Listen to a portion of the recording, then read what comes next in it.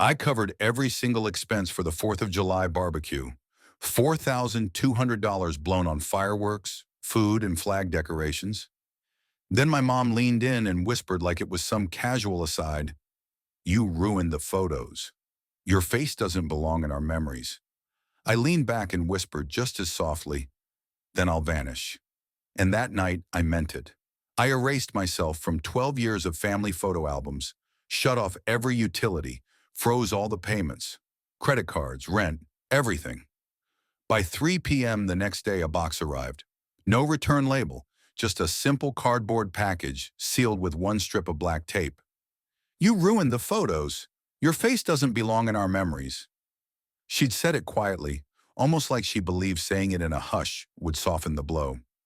But it hit sharp, like a needle slipping in between ribs, precise and cruel. We were still on the patio when it happened, the scent of grilled ribs hanging heavy in the thick July heat. The celebration had just ended, picture perfect, straight out of a lifestyle magazine.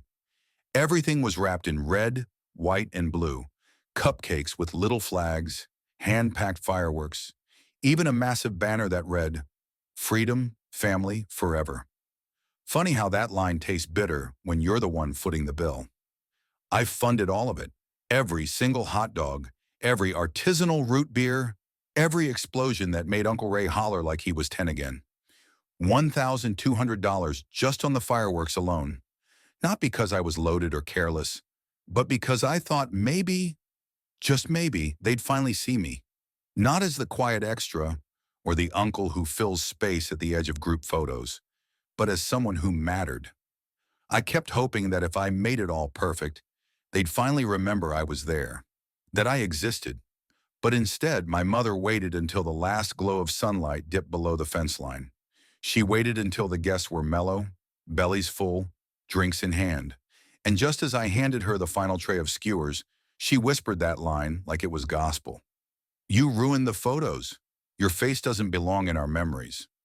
She didn't even glance at me when she said it, still beaming at the others, that fake smile plastered on for the next photo. I didn't respond, not right away. I gave a small nod, turned toward the cooler, crouched down like I was reaching for another soda. But I wasn't. I was trying to breathe, trying to remember how to stay upright. And then, under my breath, barely audible, I whispered, "Then I'll disappear." And I meant every syllable. That same night, once the crowd had cleared and the last bottle cap hit the bin, I started the deletion process, wiped myself from the shared albums I'd managed and paid for all those years. Cut every cord, utilities, linked accounts, auto payments. No more rent transfer to my sister. No more grocery deliveries that my mom thought magically appeared. I even shut down their Hulu, their Amazon Prime. Hell, even the remote monitoring app I'd used to keep tabs on Dad's pacemaker backup. They didn't see me in their memories?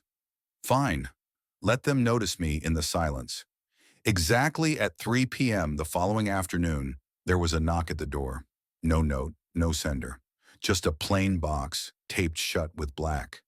And I didn't rush to open it because I already knew what it was. The box. The one I hadn't laid eyes on in over a decade. The one that had the power to set every lie ablaze. I wish I could tell you that 4th of July was the first time they made me invisible. It wasn't. It was just the first time they did it with such precision. So proud of it. Clean edits, smiling faces, fireworks I paid for lighting up a sky I was never part of. But being erased, that had become a family tradition.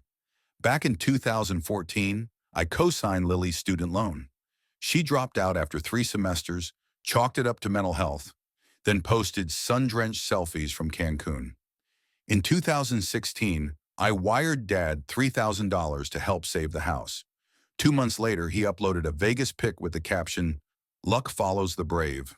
In 2018, Mom called me in tears, said her teeth were falling apart. I paid for implants. That Christmas, she told the family Lily had surprised her with the gift. Lily just smiled across the room and winked. And me? I stayed quiet. As always. They weren't just taking from me. They were rewriting the story. I became the credit line behind their idea of a loving, generous family. And I let them, because I was the good son, the dependable one, The guy who had everything together. Until I opened that USB drive. Ethan had labeled it BBQ Vault, and I thought I'd find photos. What I got instead was surveillance, clips, voice recordings, texts they forgot I had access to, because I built the family's cloud storage. I was the one who set it all up, the shared drive, the calendar, the birthday reminders. And now I saw it all. Dad laughing in the garage saying, "He'll pay again this year. Guilt's cheaper than hiring a caterer." Mom texting like it was nothing. "He's not photogenic anyway. We'll just crop." Lily telling Ryan, "Just cry a little and say the dog has cancer. He sends money faster when he feels bad." But the worst part wasn't what they said. It was what they kept. An unedited video from last Thanksgiving. I thought I was helping clean up after dinner. In the background of that clip, I heard Lily's voice whisper, "He always hangs around like he actually belongs here." And then Mom answered, casual as ever, "He's just lonely. Let him feel needed." Then they laughed. On screen, I paused what I was doing. Clearly, I'd heard something, but I still smiled and kept collecting plates. I hit pause, stared at my face frozen in that moment. That fake smile, that mask, and it shattered me. I pushed back from my desk so quickly my chair slammed into the wall behind me. I stormed into the kitchen and dumped a stack of receipts on the table. Every cent I spent on that damn barbecue. $1,218.97. Fireworks, food, little flags, folding chairs, a dozen mason jars for that rustic aesthetic no one even noticed. But now I noticed everything. I combed through my bank records, $23,600 sent to family over the last 3 years. My credit score? Dinged from 2 late payments after covering Lily's rent. My inbox? 74 messages from Mom with subjects like quick favor or tiny help. And my phone? Not a single voicemail ever just saying thank you. I opened our family group chat, scrolled back, scrolled further. Nothing from them, only me. Reminders, grocery lists, holiday plans. I was the one keeping the wheels turning, and they treated me like duct tape, useful, hidden, easily replaced. That same night, I got a Facebook message from a distant cousin, Sierra. "Hey, are you okay? Saw your mom's post." So I checked. It was a new album. 4th of July. Our real ones. That was the caption. Underneath it, a line that punched me in the throat. "Some people are just meant to be background noise. We celebrate those who show up." Dozens of likes. Comment after comment. "Love this family." No drama, just joy. I wasn't even tagged, but I was there, in one photo. Blurred in the corner, holding a tray of ribs like a waiter. I wanted to scream. Instead, I wrote a caption of my own. Short, simple. "I paid for this barbecue, $1,200.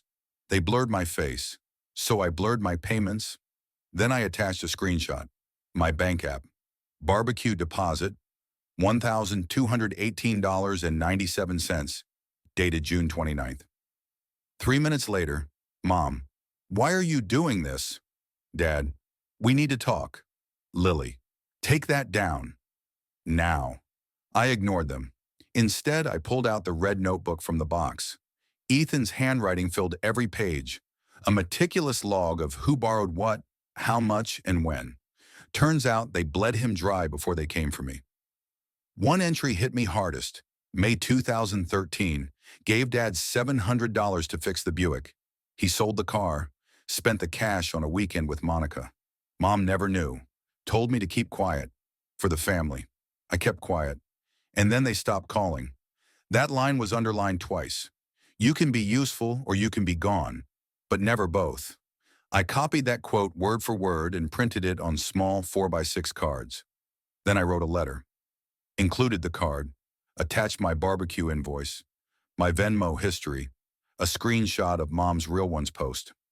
I mailed the packets to 12 people.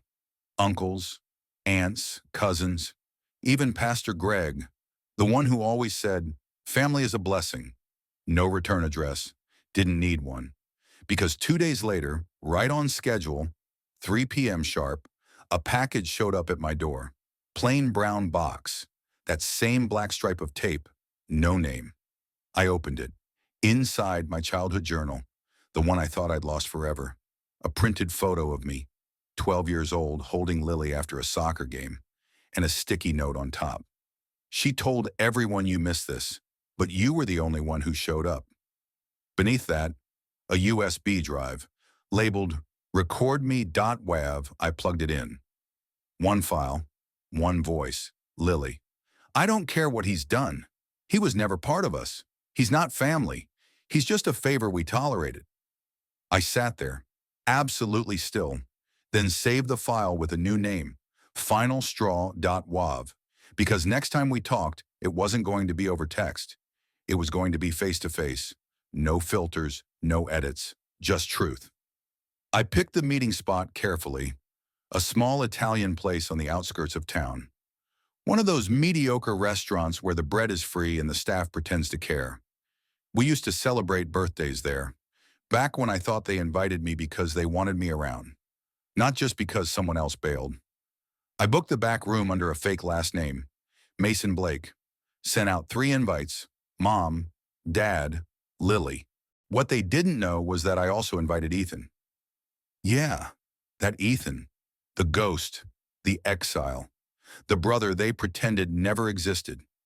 He flew in that morning, hoodie over his head, sunglasses on, looking like a man with nothing left to explain.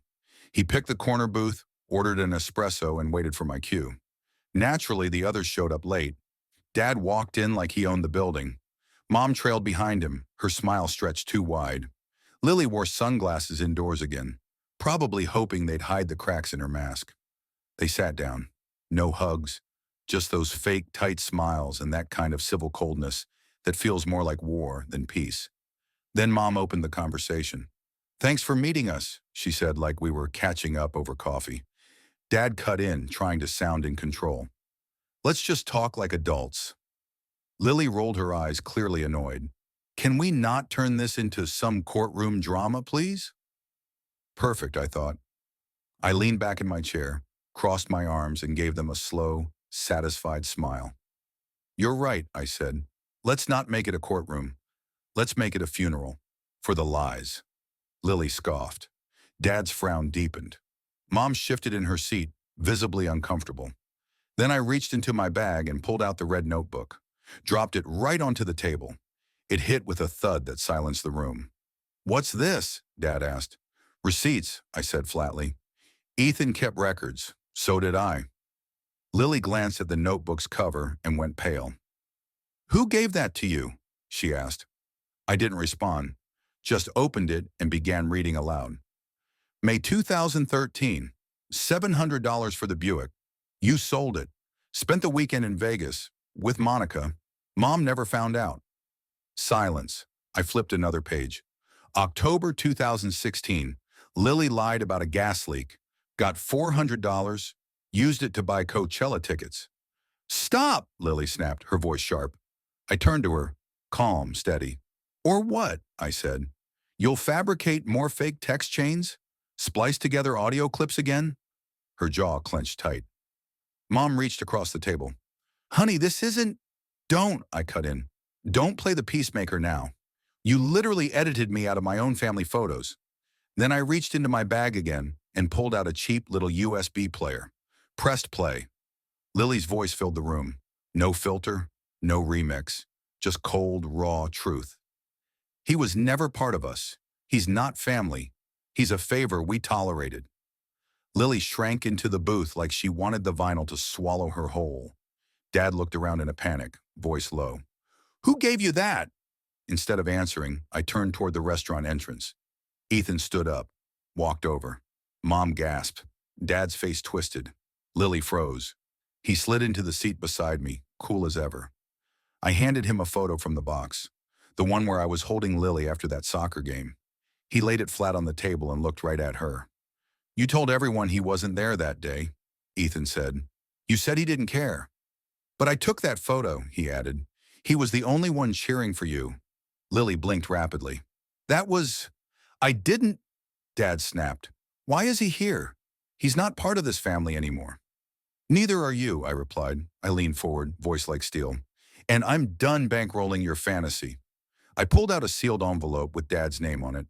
Inside, a letter from the loan office, the one confirming he forged my signature. The investigation's reopened, I said. Expect to hear from them soon. His hands trembled. Mom whispered, pleading, "Please, don't do this." "I'm not doing anything," I said. "You already did. I'm just lifting the curtain." I stood up. Ethan did too. "We're finished here," I said. "Don't call, don't text, don't send Christmas cards, and stop calling this a family. Because family supports, family doesn't exploit." Lily finally cracked. "You're overreacting," she spat. "You're tearing this family apart." I turned to her, calm, steady. "Number, I'm just ending the performance. If this ends the family, then maybe it wasn't real to begin with." Ethan walked out first. I followed him. Behind us, chairs scraped back. Mom sobbed. Dad cursed. And Lily? She sat in silence. For once, without a script. I didn't need to yell. I sent them something better. An invoice. Total, $42,870.44.